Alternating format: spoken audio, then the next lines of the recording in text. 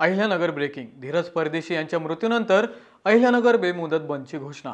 अहिल्यानगरमध्ये धीरज परदेशी यांच्या मृत्यूनंतर वातावरण तापलं आहे. त्यांच्या मृत्यूच्या निषेधार्थ आणि हल्ल्यातील आरोपींवर कठोर कारवाईच्या मागणीसाठी सकल हिंदू समाजाने शहरासह उपनगर आणि परिसरात बेमुदत बंदची हाक दिली आहे. 9 ऑगस्ट पासून हा बंद पाळण्याचं आवाहन करण्यात आलं आहे.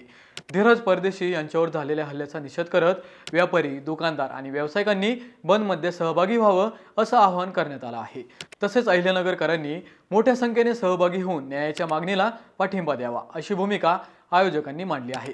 दरम्यान आरोपींना अटक होईपर्यंत आंदोलन सुरू ठेवण्याचा इशाराही देण्यात आला आहे.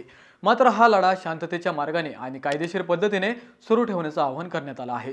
धीरज परदेशी यांच्या कुटुंबाला न्याय मिळावा आणि दोषींवर कठोर कारवाई व्हावी या मागणीने आता अहिल्यानगरमध्ये जोर धरला आहे. बंदच्या पार्श्वभूमीवर प्रशासन आणि पोलिसांसमोर परिस्थिती शांत ठेवण्याचं मोठं आव्हान राहणार आहे.